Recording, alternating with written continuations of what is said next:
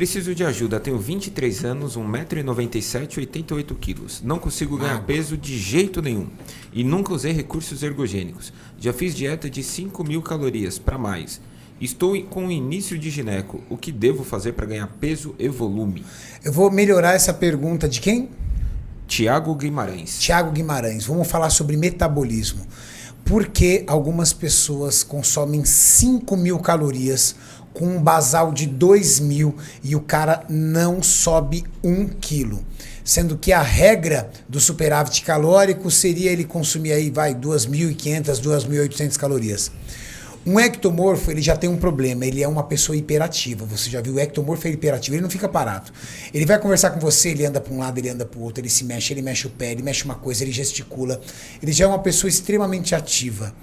Mas além disso, esse metabolismo, que realmente é o metabolismo que foi feito para o cara não ganhar músculo, para o cara não ter músculo, ele pode ser driblado através da nutrição e do treinamento.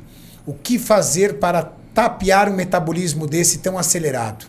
Uso de carboidratos simples em alguns horários, aumento da ingestão de gordura.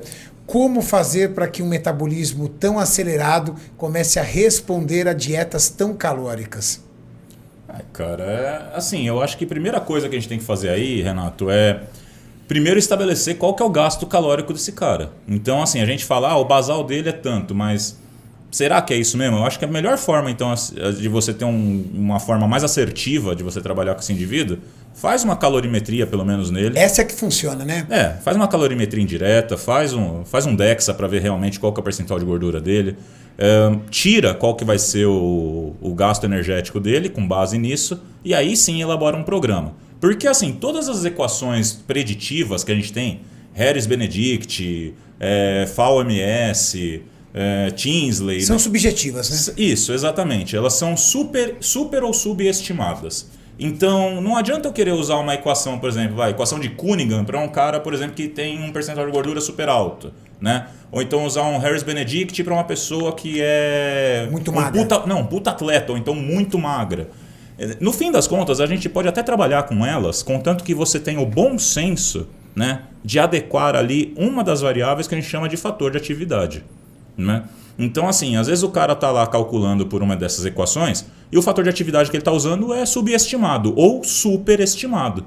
Às vezes esse cara está consumindo 5, 6 mil calorias e o metabolismo dele é tão filha da puta, né, que o fator de atividade dele é assim, você tem que chutar valores estratosféricos, mesmo que isso fuja à realidade. Eu tenho um menino que eu treino ele lá dos Estados Unidos. Cara, ele trabalha como bricklayer, né? Como pedreiro lá. Nossa. Exato. Fica fazendo aqueles emplastros em parede, aquelas porra tudo, né? É o dia inteiro trabalhando. Ele come 10.000 calorias e pesa 80 quilos. Eu ia falar do Cruz também. O Cruz é a mesma coisa. Quando eu tava com o Cruz, eu achei que não tinha limite. Porque a gente foi até 14.000. Nossa senhora, meu Deus do céu! Só que aí... Não, mentira, ele não comeu 14.000 calorias. Comeu, de comida ali, limpa. Ali reclamou... Não, né? Aqui não é old school, é new school. Não. Aqui é new school. New school. Aqui é Sucrilhos Power, rapaz. Boas. Beijo pro Boas. Ai. O que a gente fez? Primeiro lugar, né? Quando você vai trabalhar com uma pessoa dessa, você tem que usar o mínimo de proteína possível. Porque você vai trabalhar com muita caloria, o cara não pode ter proteína uma saciedade. da saciedade, né, cara? Então você trabalha com 1,8, aí você faz uma dieta dessa. Então, pra você ter uma ideia, o Cruz comia 150 gramas de frango com 950 gramas de mandioca por refeição. Nossa. Mínimo de proteína. 1 quilo, velho. E aí, lógico, como ele dá aula de personal, as refeições entre as sólidas era mucilon com whey e banana. Acabou. É isso. Altamente calórico. Exato. Então, assim, essas equações, elas servem para você chutar a primeira dieta da pessoa. Que você vai ajustar de acordo com a resposta. Sim. Então, assim, você faz um chute. Vamos tentar 5.000? Vamos. Não funcionou? Ajusta em cima. 5.500, 6, 7.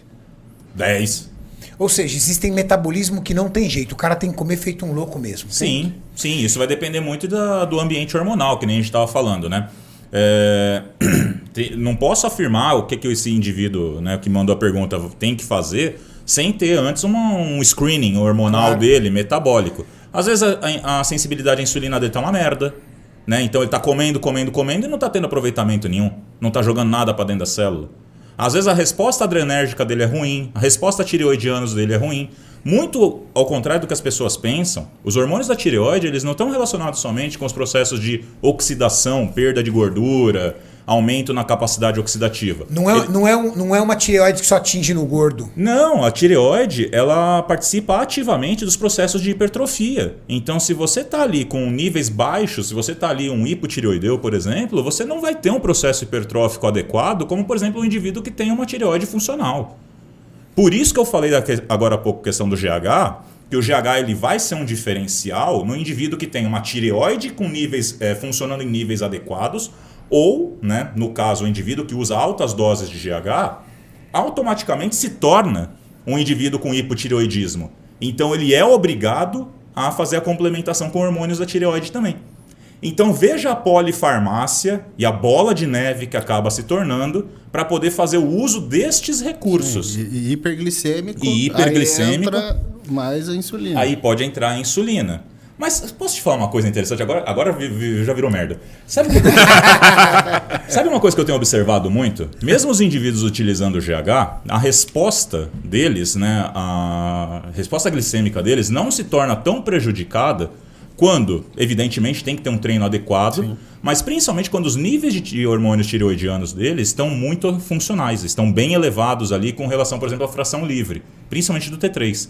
Então, aí entra essa questão metabólica do T3, né? Ele melhora a sensibilidade da célula, melhora a resposta adrenérgica e, por consequência, acaba compensando esse efeito de resistência do GH. Consumindo o que seria o excesso de glicemia no sangue. Exatamente. Então, assim, o cara está acelerado e não sobra. Isso, exatamente isso. Então, e isso, gente, é totalmente assim... É coisa que a gente só observa não trabalhando. Não tem livro, não tem apostila, não tem nada. Isso que a gente está dando para vocês aqui hoje é uma informação... caso clínico, é gente que apareceu para você com essa situação. É informação de caso, é informação de graça que vocês não vão ver em lugar nenhum e dificilmente com outros profissionais. Por quê? Porque não trabalham com a Fórmula 1 do esporte, né? Exato, com isso, com o atleta. Exatamente. Vocês acham que não dá para colocar a mão num cara sem antes ter um bom exame clínico? Você acha que o exame clínico, ou seja, resultados de exames, é o grande segredo para o cara também compreender em que pé ele está? Porque hoje existe uma briga muito grande, né? O marombeiro tira um sarro dizendo que quem tem dinheiro para fazer exame é rico e ele vai na sorte porque o dinheiro ele compra os hormônios. E existem uma outra classe que diz, cara, se você gastasse um pouco com os exames, você gastaria menos com o hormônio e teria mais resultado.